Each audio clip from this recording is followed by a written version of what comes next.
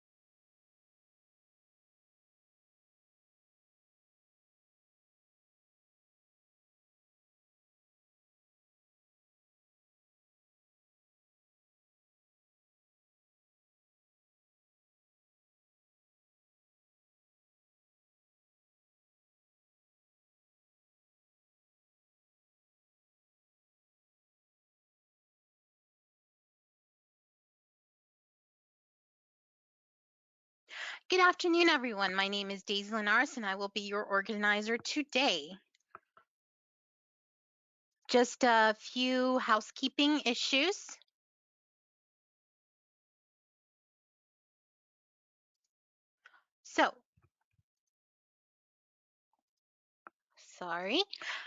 Just a few housekeeping issues. We will be sending out an email with the survey that must be completed in order to receive credit. You'll get those by in 2 business days. You may also receive a survey from NJCCIS. The email that will come from tacnorth@cjfhc.org will include the handouts in case you didn't get them from NJCCIS.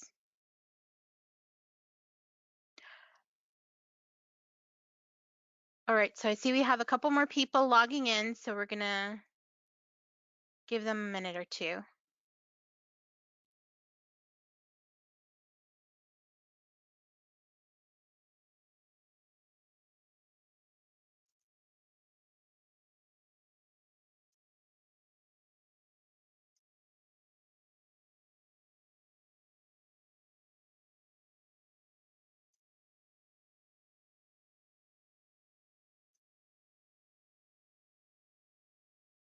All right, for those of you who just joined us, my name is Daisy Linares. I will be your organizer today. You will be receiving an email after the conclusion of this webinar or within 2 business days with the link to the survey that must be completed in order to receive credit on NJCCIS. If for some reason you do not receive credit within the next week, please email tacnorth@cjfhc.org. Please direct any questions to the chat box. You should have had, as soon as you came in, a pop-up, and that would have had my email, again, tacnorth@cjfhc.org.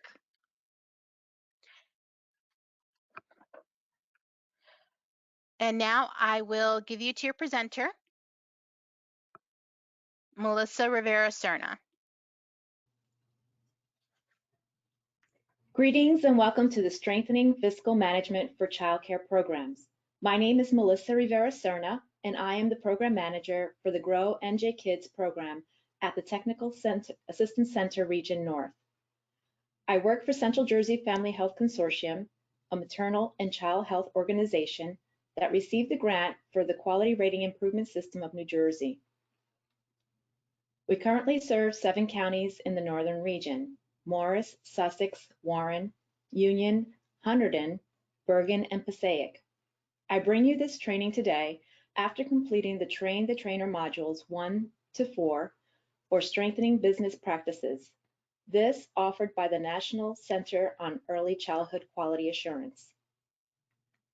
This condensed session will focus on building your fiscal management skills and knowledge. We'll be reviewing several topics, including budgeting, projecting revenue, and costs and sources of revenue. Please note, this training for Train the Trainer was offered prior to the COVID-19 pandemic. Thus, I have added a few questions for your reflection, as well as ideas for building revenue streams.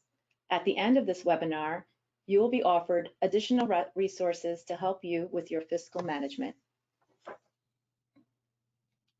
At the end of today's session, it is my sincere hope you will be able to build a budget that will assist you in making sound business decisions for the entire year, as well as understand how to project costs, generate additional income, and plan future goals. When we think about creating a budget and generating financial reports, creating strategic plans, many don't think of this as a fun way to pass our time. Those of you who have entered the early childcare field have done so not because you love running a business, but rather because you love working with children. We want to acknowledge that we understand why you and the vast majority of your colleagues choose this line of work. We know that the job of running a business may not be your passion, but we want you to consider this. There is a connection between the fiscal and program sides of a business. They do not exist separately. What you do in your program, the decisions, the initiatives, the choices, are all reflected in numerical form on your financials. Your financials are the story of your program told in numbers rather than words. Sound fiscal practices will equal strong businesses. Strong businesses will then equal better outcomes for children. In other words, sound business practices provide the foundation for a strong business. A strong business will support your goals of providing the highest quality of care to children by creating stability for your program, protecting the program's resources, and helping you achieve the goals you set for your program. With financial stability, your business will be more sustainable, and therefore you will be able to continue serving children and providing high quality care. Our goal today is to help you understand sound fiscal practices a bit better. We'll discuss the importance of a budget and share some ideas about how to break down the budget process to make it a bit less overwhelming. And we'll look at revenue and expenses in more detail. We are not looking to make you accountants or financial experts. We do not want to begin, but we do want you to begin to see yourself as someone who can manage your finances. We do want you to begin to see that the finances are just another way of telling the story of your program.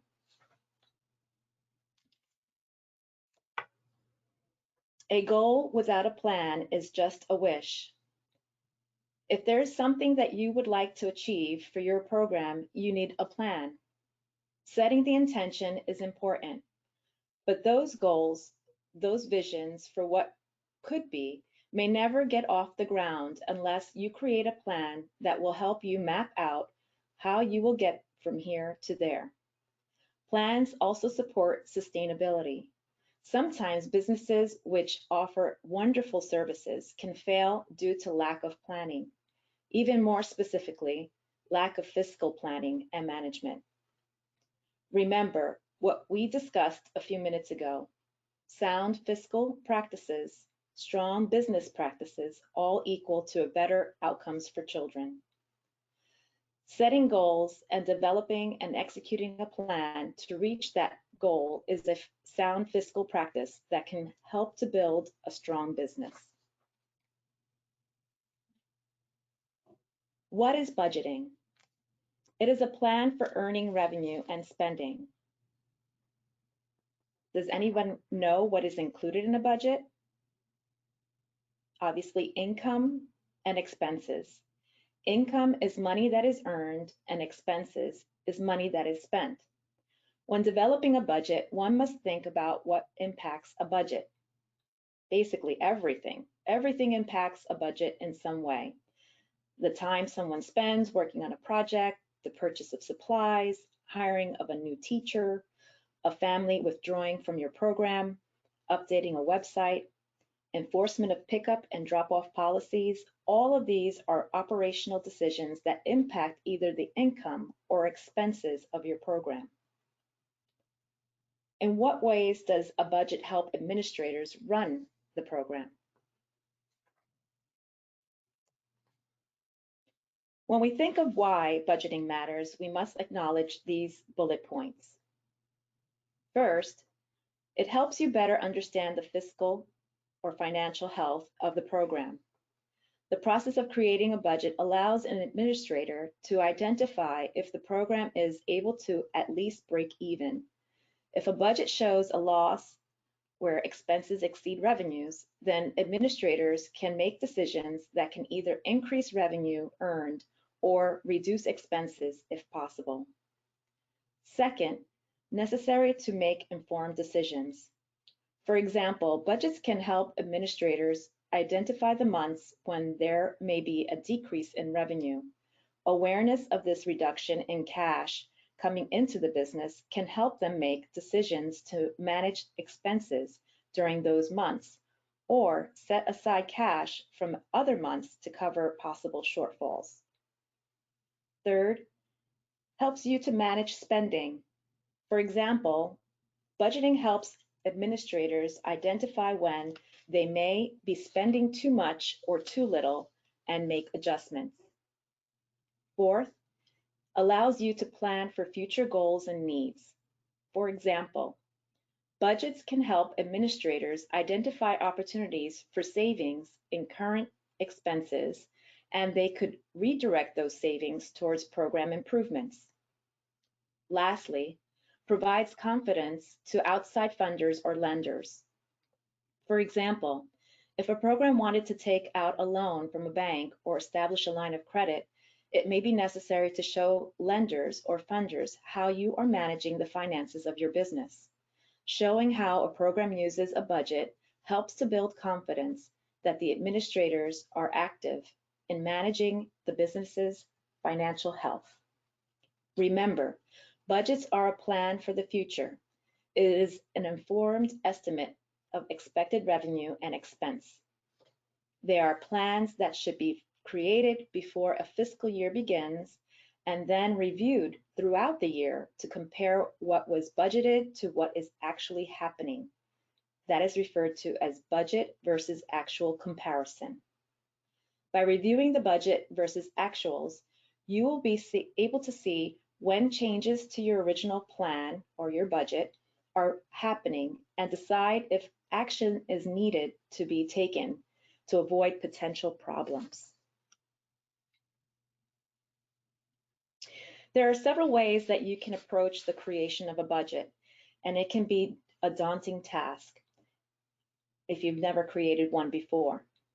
Having a process that helps to identify manageable steps is helpful.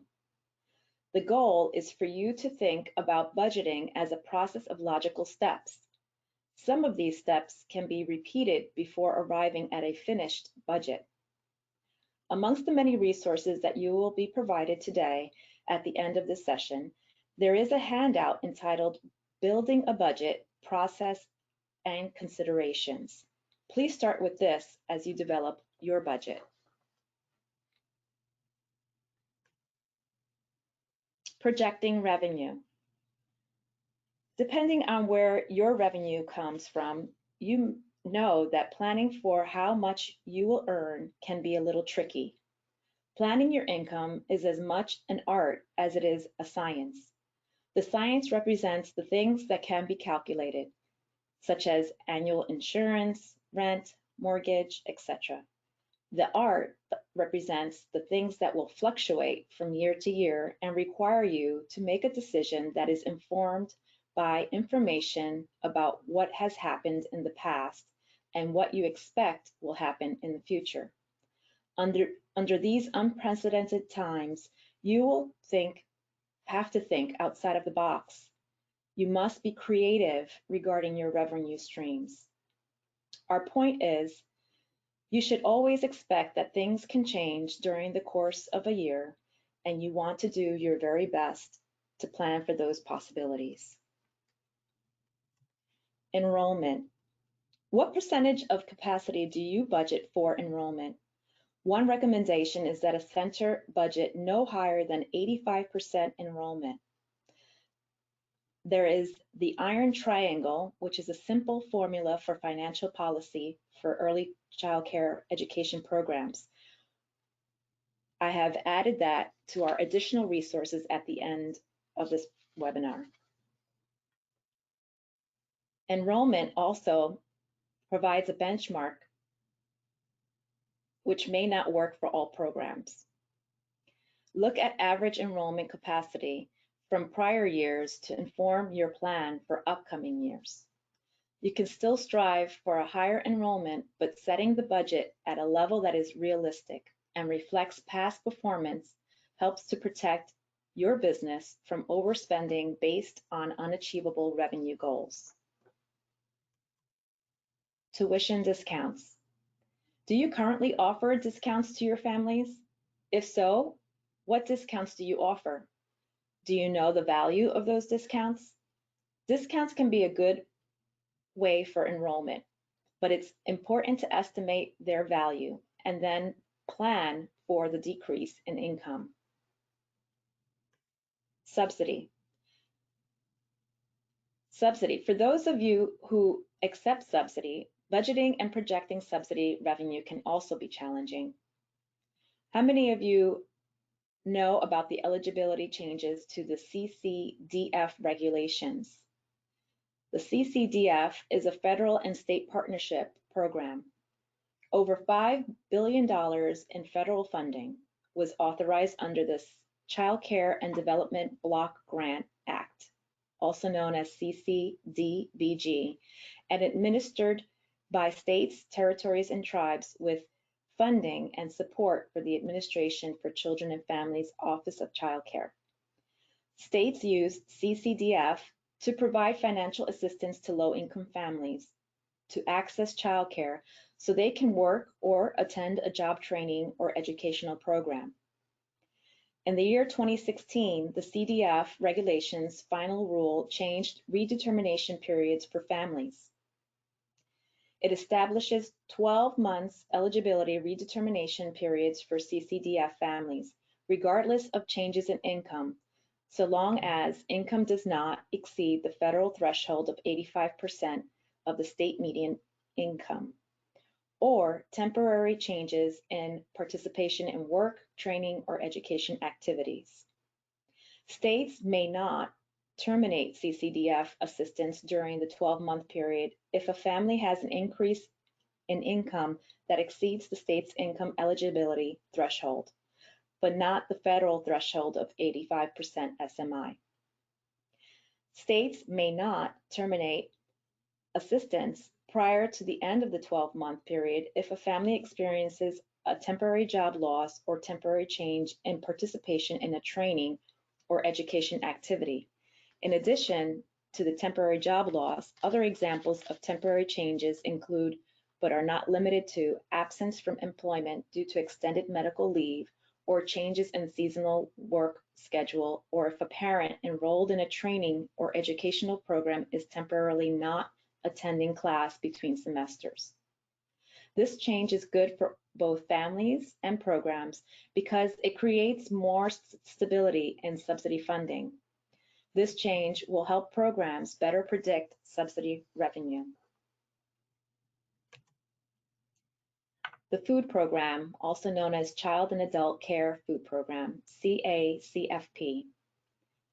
How many of you provide snacks to children in your programs? How many of you participate in the food program? For those of you who say no, ask yourselves why not. For those of you who do participate, I'm sure you do because you see how it supports your programs.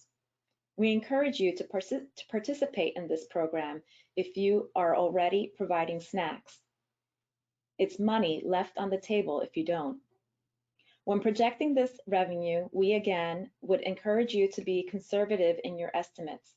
Use the same number of children that you used for planning enrollment revenue. Changes in the local childcare environment. Finally, we want to make sure that you look at what is happening in the childcare environment that you operate within. This, of course, must include our current situation of COVID-19. Are these changes in your local area that have impacted your business? Are there changes in your local area that have impacted your business? If so, what are those changes? Prior to COVID-19, some may have thought about additional competition entering your neighborhood. Now, there are other concerns related to our current health crisis that has placed financial burdens on early care programs. So if I may add some additional questions for you to ponder, please ponder the following. Have you considered networking with other early care education businesses to see how they've determined ways to remain in business? Have you taken advantage of the Paycheck Protection Program or small business loans?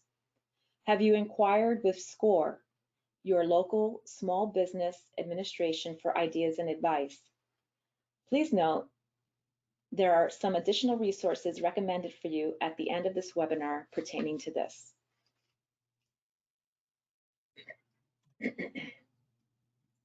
Sources of income. Let's focus on some of the different sources of income. Tuition and fees from parents. Important to complete an annual review of market needs and compare against the tuition you are charging. Are you in line with market rates? Are you too high or too low? Have you increased your tuition to keep with increased costs?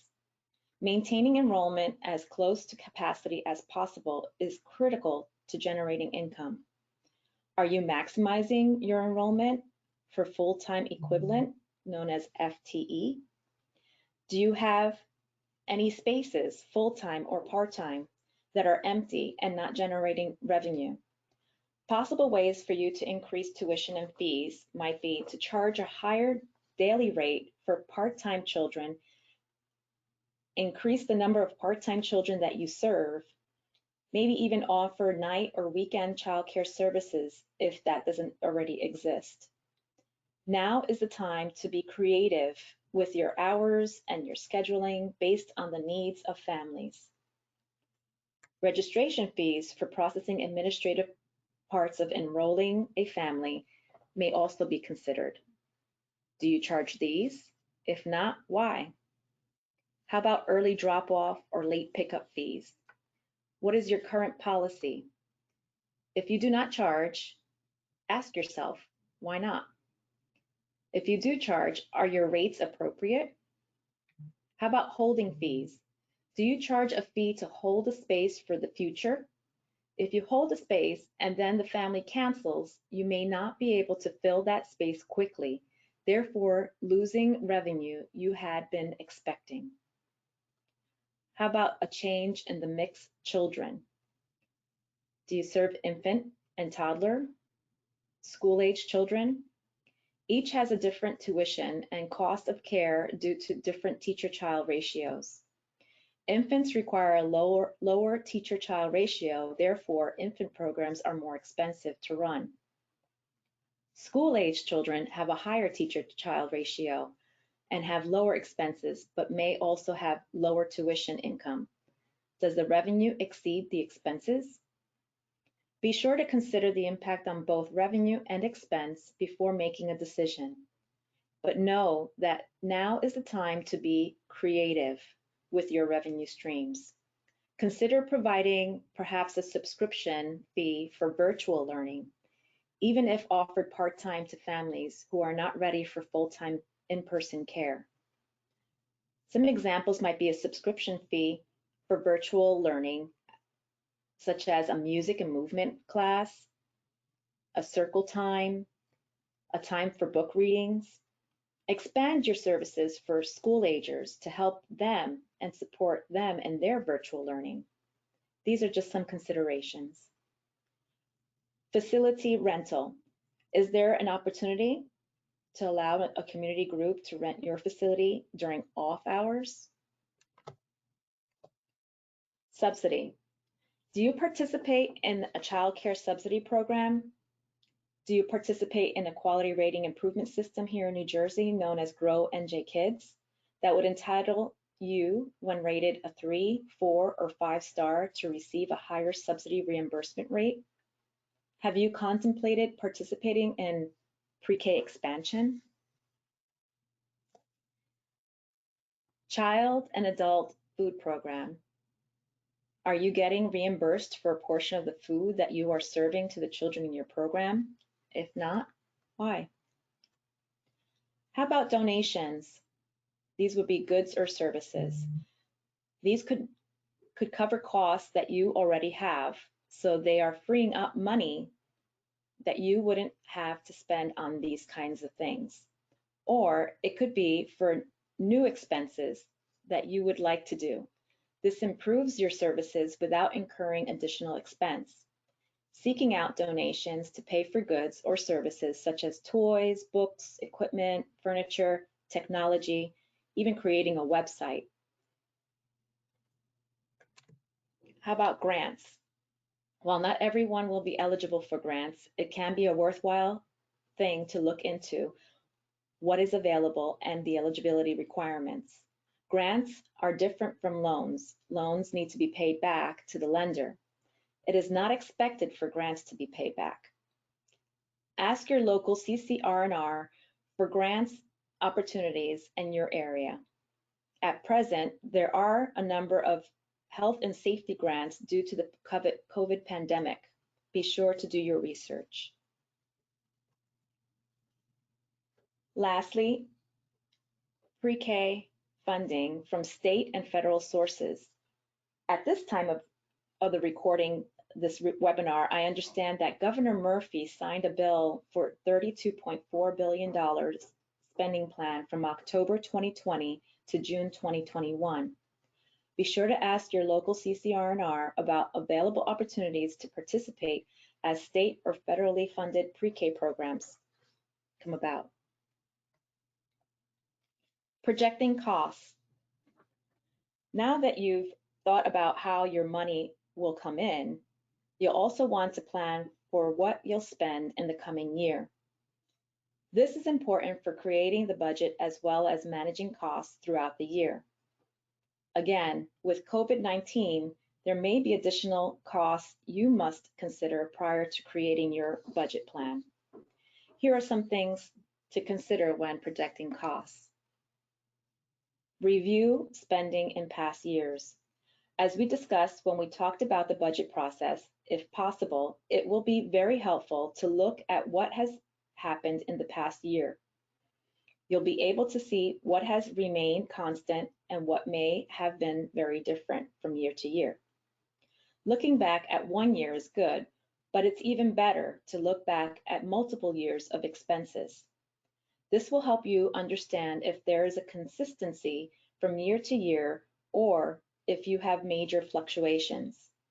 If the latter is true, you will need to understand what causes those fluctuations in order to project future expenses. Fixed and variable expenses. Have you heard of this term before? There are financial terms that we want to introduce to you as a way to organize your expenses. Fixed expenses are basic operating costs that must be paid and tend to remain consistent from period to period. Some examples might be your rent or mortgage costs, liability insurance, etc. You know the total cost that you can assign to your program for that year. They won't change unless something changes in your program. You can accurately anticipate these costs. Variable expenses are the things that can go up or down based on changes in your program. For example, if your enrollment changes, so might your food supplies, and so might your materials costs. These costs are dependent on how busy your program is. Understanding the difference between what is fixed, where costs are predictable, and what is variable, where you will need to consider the factors like enrollment that will impact your costs, is very important when building your budget and projecting costs throughout the year. In order to budget for variable expenses, you'll need to consider what influences those costs and what may be different than in prior years. If this is a new cost, then you will need to know the benefit of the prior year information. So you'll need to more closely monitor actual expenses against your assumptions throughout the year. Plan for future goals. What are your goals for this coming year? No matter how big or how small, we want to stress the importance of thinking through the costs of your goal and where the income to pay for it will come from. This is to make sure that you aren't surprised at the end of the year when you realize that spending exceeded income that the program brought in. Building a budget and reviewing it throughout the year will help prevent year-end surprises. Opportunities with shared resources. Has anyone heard of shared resources? Shared services is managed at a state or local level. We recommend you contact your local CCR&R for possible information on shared services, shared resources in your county. The idea behind shared services is where providers work together to share costs and deliver services in a more streamlined and efficient way. Similar programs can share administrative functions, for example, financial or marketing needs, as well as benefit from vendor discounts for things that they already purchase, such as food, supplies, or payroll services.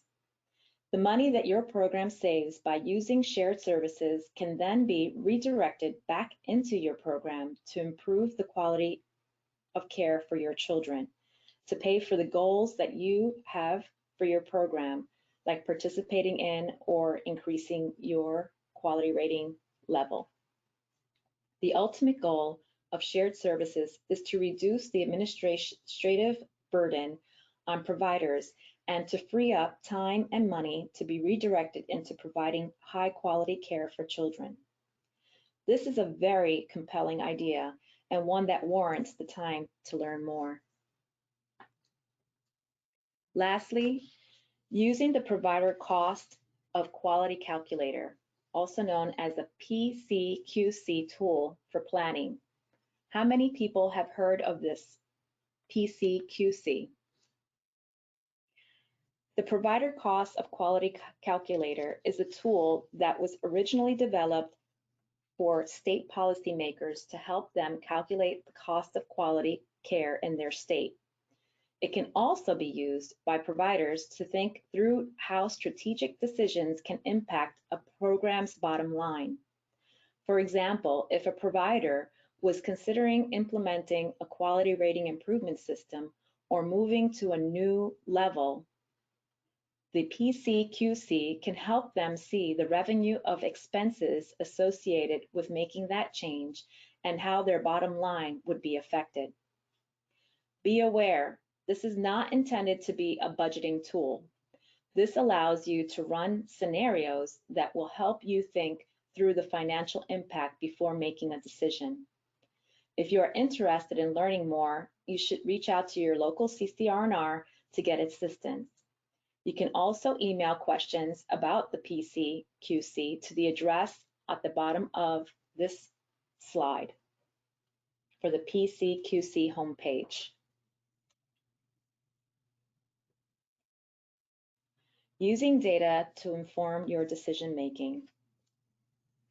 In our last dive, we want to talk about how to use data for decision making. What does that statement mean to you? Are you currently using data in any way that helps you to manage your business? Whether you are building a budget, reviewing your finances throughout the year, there are key pieces of information, data, that you should keep on top of. Each of these should have a baseline number that you are measuring against. Let's look at our first bullet point. To explain a little more, FTE is a full-time equivalent. What does FTE do for you? For example, a child who comes all day, Monday through Wednesday, and another who comes all day, Thursday and Friday, will make up one FTE, full-time equivalent. This is an important number to track because it tells you how fully you really are when compared to your capacity. For example, if your FTE capacity is 50 children, but your enrolled FTE is only 40 because there are children who attend part-time, then you have space for 10 FTE. As long as those 10 FTE spaces remain open, you aren't earning that income. Some programs charge a higher tuition rate for part-time enrollment due to the challenge of filling the other days. If you are not tracking this right now, you might want to consider it. It may be helpful for you to know and fill in those FTE capacities. Accounts receivable. How many of you have families that owe money for the care that you have provided? While you know who hasn't paid you, this report helps you keep track of how long it has been since their payment was due. This could be a serious cash flow problem for some providers. Imagine if you have two families who don't pay you on time. Where does the cash come to pay your bills, to make purchases for your program? If you don't have another source of income or revenue fund, you could have a serious cash crunch. Be sure that you have a clear policy in place about expectations for payment and the consequence of non-payment. This policy should be in your parent handbook. If possible, you may want to consider requiring credit cards to charge for services rather than cash or checks as payment. They aren't a guarantee of payment, but they may be more reliable than cash or checks. Bad debt. How much tuition do you end up writing off at the end of each year?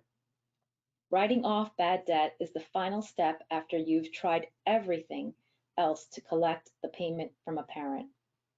It's important to know how much you write off each year. You have provided services and incurred costs, but you have no revenue to cover those costs. Again, be sure that you have a clear policy in place that explains the consequences for non-payment. Enforcing a payment policy can be extremely difficult. However, you can't afford not to get paid.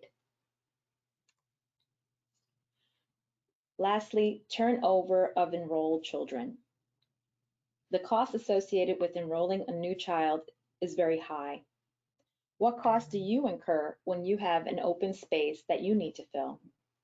Examples of costs associated with new enrollment include marketing to attract new families, the value of providers' time to respond to inquiries, meet with prospective families, and get them enrolled, as well as the lost revenue from the space remaining open until the new family begins. It's better to retain a current family than to have to recruit a new family. If you find that families are not staying within your program, it's a good time to talk with those families who are leaving so you can understand why and see if there are changes to make. For those families who are staying within your program, use their testimonials in your social media and websites as a marketing tool to inform prospective families of your quality services. Making adjustments. The reality is, even the best laid plans can and will go awry. Don't worry, this is inevitable. Have you heard the term budget to actual comparison? While budgets are thoughtful, well-informed plans for the future, you still aren't able to see the future perfectly. Don't expect that just because you created a budget that it will exactly match what actually happens. That's exactly what we're talking about here. You should be reviewing your budget to actual income statement at least monthly so that you can catch those differences and make changes as needed. Once you have identified a difference in your budget to actuals that needs attention, it's important to understand what is causing it and whether it's a short-term or long-term problem or both. Short-term changes are the ones that you can make for the immediate year that can help your bottom line. Long-term changes are those that you can make that will take a little more planning, but may help you this year or future years. So what have we covered? The budget process. A budget is a plan for earning revenue and spending. You have a handout entitled Building a Budget, Process and Considerations. Budgeting involves a process of logical steps. You will use the handout to help you get started on formalizing your budget. Revenue projecting. Planning your income is as much an art as it is a science. Remember, the science represents the things that can be calculated, while the art are the things that will fluctuate from year to year. Source of income. There are various sources of income. You are encouraged to be creative and resourceful to pull in as many sources for income and revenue streams that you possibly can, especially during our current economic circumstances. Projecting costs. This is a process that involves reviewing spending in past years, looking at your fixed and variable expenses, and looking at your future goals, looking into opportunities for shared services, and possibly utilizing the PCQC, Provider Cost Quality Calculator, as a planning tool. Data to inform planning. Using data to make informed decisions, looking at your enrollment based on FTE, full-time equivalents, tracking your accounts receivable, developing and enforcing policies to secure payments and reduce your bad debt. Securing families to reduce enrollment turnover. Budget adjustments. The reality is even the best laid out plans can and will go awry. Remember, this is inevitable, so you must review your budget to actual income statements monthly and make adjustments when necessary. This may require short and long-term changes.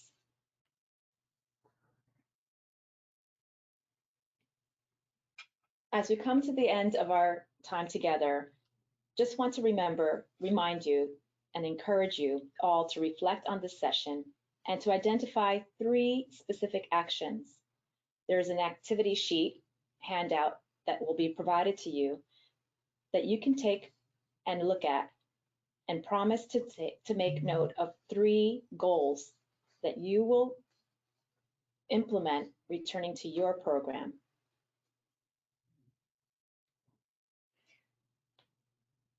Here are the Strengthening Business Practice online resources that have been provided to you. These are sites that include additional tools and templates to customize your program.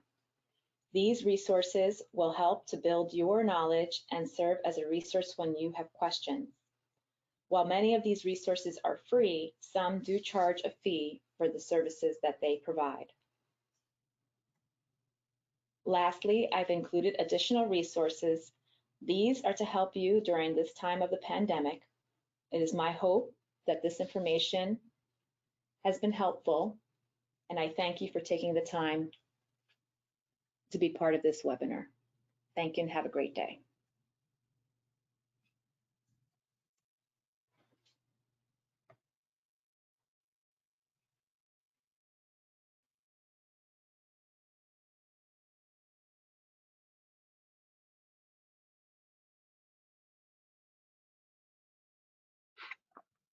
Thank you, Melissa.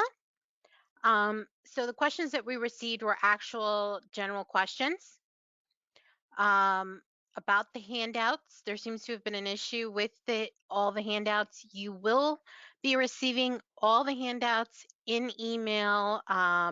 If they did not show up on NJCCIS, you will be getting them in an email within 2 business days. Any questions can, of course, be directed to TAC North at cjfhc.org. Again, thank you, Melissa, for your presentation, and have a good day, everyone.